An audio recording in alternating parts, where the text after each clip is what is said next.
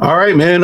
We've been doing a lot of Piston stuff, man. So I don't even know who this guy is, to be honest. But Tim Bontemps, man, and like I said, I would like to know some of these guys' qualifications to get the job. I just feel like going to college for a journalist job, and you know what I'm saying, you wasn't even an intramural hooper, football player.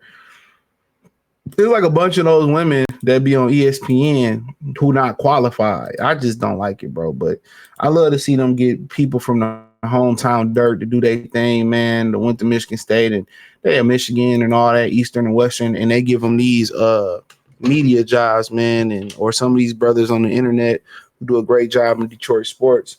I like to see a lot of them niggas come up, man. Even if I don't like some of them, I like to see them win. And man, once again, I never started anything with anybody, and y'all know that. So I'm on my business. That's why I'm collab, whatever, nobody, whatever. Niggas is weird, but I still want to see y'all win. But let's go. Was I think Detroit will fall short of 47 wins, and it's partially for the reason McMahon pointed out. They had a historic jump last year. It was a great season. JB Bickerstaff did a terrific job. Cade Cunningham became an All-NBA player. They won their first playoff game in almost 20 years, had that fun series against the Knicks in the first round. But a lot of times when you see a team have that kind of a leap, there's a bit of a consolidation the next season. And they did lose some key pieces. They do have to reorient the roster a little bit. I think Detroit will fall short of 47 wins, and it's partially for the reason McMahon pointed out. They had a historic jump last year. It was a great season. JB Bickerstaff did a terrific job. Cade Cunningham became an All-NBA player. They won their first playoff game in almost 20 years, had that fun series against the Knicks in the first round.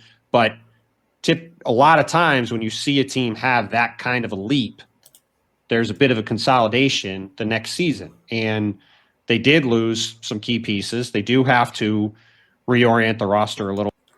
So, but his thing is based on having a historic jump. His Tim Bontemps, his thing, I guess he worked at ESPN. His thing is basically, oh, they had a historic a leap, so they're probably going to come down to earth this next season. Which, hey, guess what? That ain't a bad bet. But then you got to factor in Milwaukee going through a transition. Then you got to factor in Boston and fell off a little bit with they stripped the roster because of injuries to cut the costs.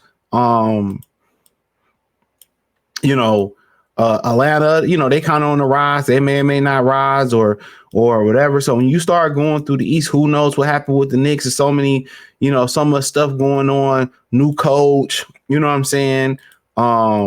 Indiana fell off. So at the end of the day, will Toronto rise to the occasion or not? So these are some of the questions that have to be answered. To be honest with you,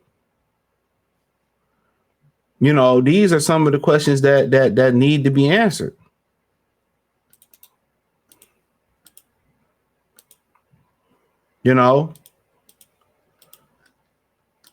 So the Pistons, you got to understand, everybody thinks, hey man, oh man, they didn't get better. And they looked at the Lions that way too. Or they didn't get better. They didn't make a move. Sometimes you got to trust your development. You know what I'm saying? OKC, guess what they did? They trusted their development. That's something that you see that I think Troy Weaver was trying to implement, and I think what knocked him off was not getting his coach, and something that Terajan Langdon is trying to implement. You know what I'm saying? Is that they're going to trust their ability for their guys to get better.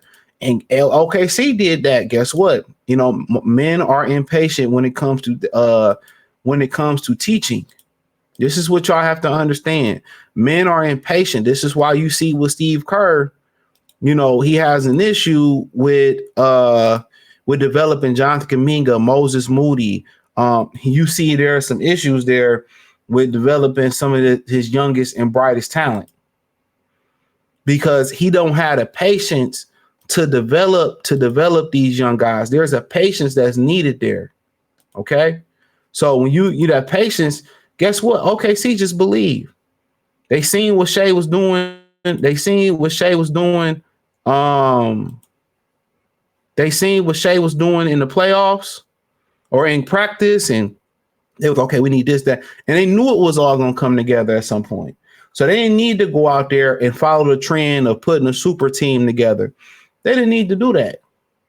They followed the trend. They've created a new trend, and Detroit is following that trend. We're gonna just count on our guys to get healthy, to get better.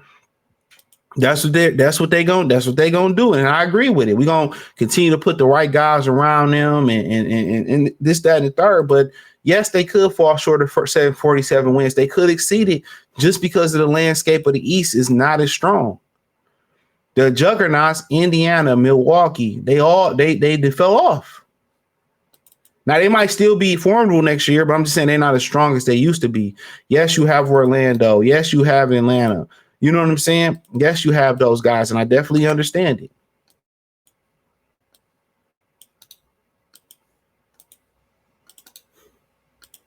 Yep. But, at the end of the day, that's why they play the games. But they're banking on Asar Thompson to get better. They're banking on Kay Cunningham to take a step, Jay Ivey to take a step. That's what they're banking on. That's what they're banking on. But if you don't make a move in today's society, that's why I say you got to watch who you listen to and get your media from.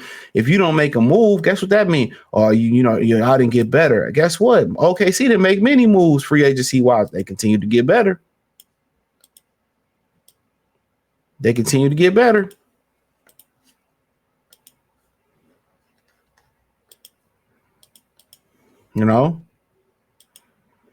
So, but I get it.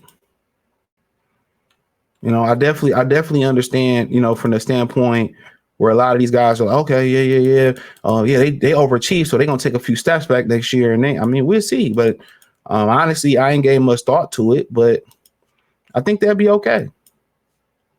If somebody can improve their shooting like Jaden Ivey did last year, between Thompson and